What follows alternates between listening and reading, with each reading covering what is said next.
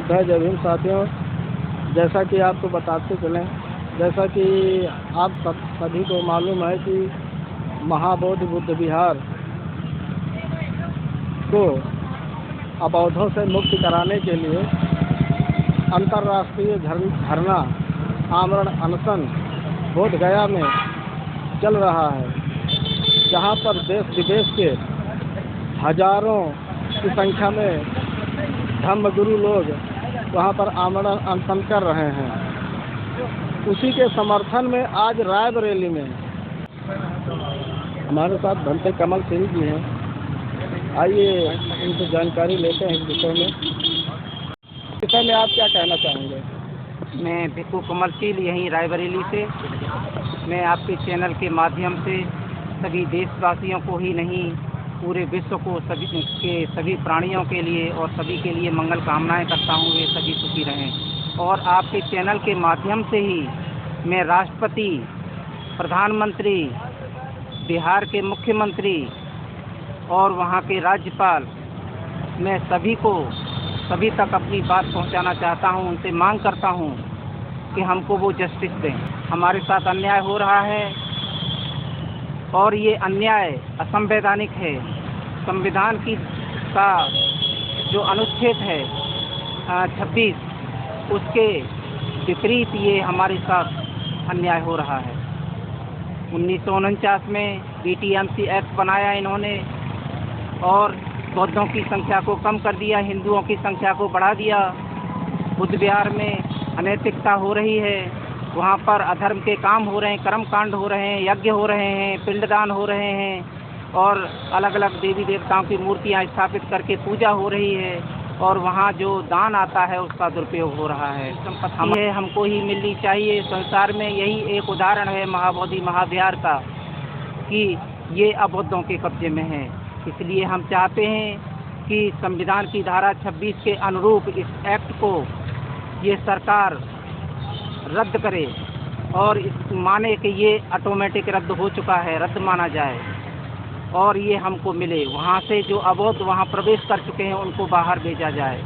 वे यहाँ विदेशी जो पर्यटक आते हैं उनको भी वे गुमराह करते हैं। और हम अभी तो हमारी सीमा है, हम लोग भिक्खु हैं, हमारे उपासक भी हमारे कहने पर ही चलते हैं। हम लोग शांति के पुजारी हैं। भगवान बुद्ध ने हमको करुणा के साथ मैत्री करने का संदेश दिया है, लेकिन हम मजबूर हो जाएं, हमको सरकार ये मजबूर ना करें।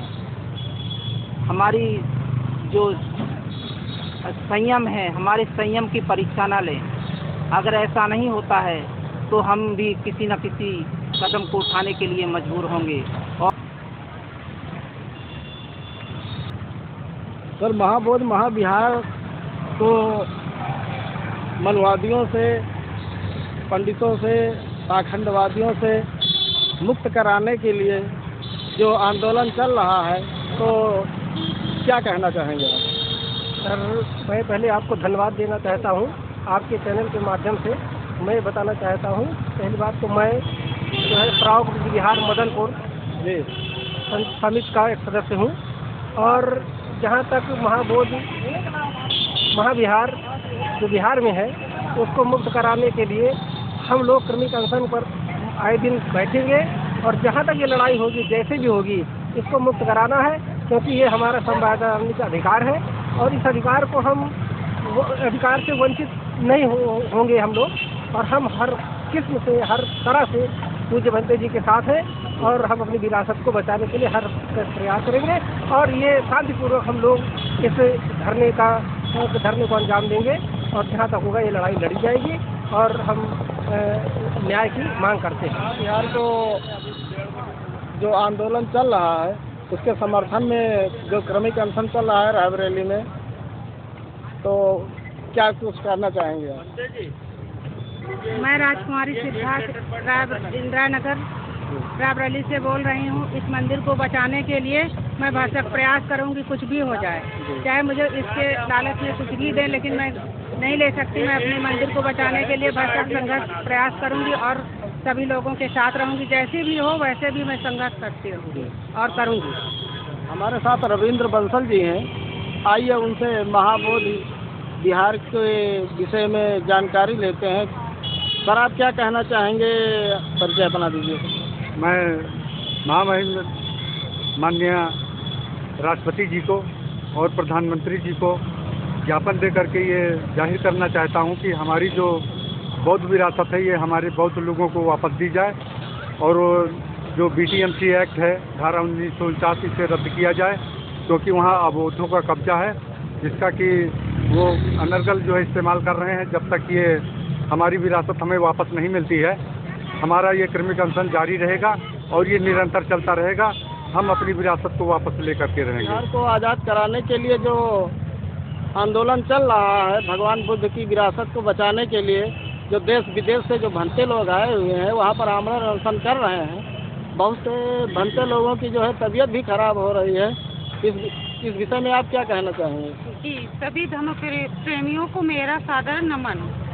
जी, इस विषय में हम लोग आंदोलन में आए हुए, यहाँ भंते जी सभी उपासक गढ़ बैठे हुए हैं और इनको अनशन पे इस वजह से बैठे, हमारा महाबोध विहार हमें वापस कर दिया जाए। और ज़्यादा कुछ नहीं बोलना चाहते, क्योंकि सर ये बात है जैसे हम आपके घर में घुसे, किसी मंदिर में घुसे और किसी मस्जिद में घुसे तो आपको अच्छा लगेगा? नहीं अच्छा लगेगा ना सर। तो उसी तरह हमारा महाबोध विहार हमें वापस कर दिया जाए, क्योंकि हम नहीं चाहते कि मतलब हम किसी के घर में घुसें। इसी वजह से हमारे बुद्ध विहार में भी मनुवादियों का कब्जा है, ब्राह्मणवादियों का कब्जा, इस वजह से न घुसे। यही मेरा आप लोगों से अपील है, सरकार से अपील है, आप मेरी बात उन तक पहुंचाएं। हम एक बच्चों को लेके, एक महिला होके यहाँ पे अनशन पे बैठे हुए हैं। हमारे भंते जी हैं, हमारे पूज्य सभी भंते जी हैं, भूखे प्यासे अनशन पे बैठे हुए हैं। क्या सरकार को इतना भी नहीं समझ में आता? इतना भी नहीं समझ में आता? हम भंते जी लोग, इतने महान भंते जी लोग जो अनशन पे बैठे हुए हैं, सभी उपासक लोग बैठे हुए हैं, इस तरह उनको समझ भी नहीं आता सरकार को। यही पूछना चाहते हैं पत्रकार सर आपसे भी कि मतलब सवाल उनसे भी करिएगा कि मतलब हमारा आंदोलन ये जो चल रहा है, हमारा बोध गया हमें हमारा सौंप दीजिए हमें हमेशा। Thank you. मैं मंदिर मस्जिद में हम लोग जाएंगे, वहाँ बैठेंगे, अपना हम लोग क्रियाकर्म वहाँ करेंगे तो उनको अच्छा लगेगा? बौद्ध लोग तो ऐसा नहीं करते, जितने भी बौद्धिस्ट लोग हैं। हम लोग अभी भी सारनाथ होके भी आए, अभी बोध गया भी जाएंगे। कितने लोग भंते जी लोग अनशन पे भूखे प्यासे, सरकार को इतना भी नहीं समझ में आता सर, इतना भी नहीं समझ में आता। हम लोग बच्चे लेके इस यहाँ पर भाग लिए हैं, अनशन पर बैठे हुए हैं। हम भी लोग पढ़े लिखे बच्चों को भी पढ़ाते हैं कि हमारी धरोहर को मतलब इस तरह कैसे वो लोग लूट रहे हैं। जैसे कि हजारों का दान आता है सर उसमें, हम देख के भी आए हैं जी। जैसा तरीके से अपना विरासत धरोहर हमें सौंप दीजिए, हम लेना चाहते हैं। महाबोध विहार में बौद्ध होने चाहिए जी, बौद्ध होने चाहिए, उनके हवाले करना चाहिए जी। उनके हवाले हम लोग शांति से अपना वंदना करते हैं, शांति से जाते हैं। वहाँ कर्म कांड और ये शिवलिंग क्या है, शिवलिंग क्या है? शिवलिंग में बुद्ध गया में मतलब शिवलिंग की क्या जरूरत है? आगे आंदोलन बहुत बड़ा भी हो सकता है जी, अंतर्राष्ट्रीय तक पहुंच सकता है। हम लोग जाएंगे भी। अंतर्राष्ट्रीय तो हो चुका है जी। विदेशों के धर्मगुरु भंते लोग, सभी लोग आए, सभी लोग वहाँ अनशन पर पे बैठे, यहाँ भी भंते जी सभी लोग भूखे प्यासे अनशन पे बैठे हुए, सभी साथीगण हैं, उपासक लोग हैं। क्या सरकार को इतना भी सरकार को नहीं समझ में आता? इतना भी नहीं समझ आता? हम लोग मंदिर मस्जिद से इस तरह आंदोलन तो नहीं करते उनके लिए, दान भी देते हम भी लोग उनके लिए, पर मेरी धरोहर तो लूटे ही जा रहे हैं। उन्हें हमें हमारी धरोहर हमें सौंप दिया जाए। हमारा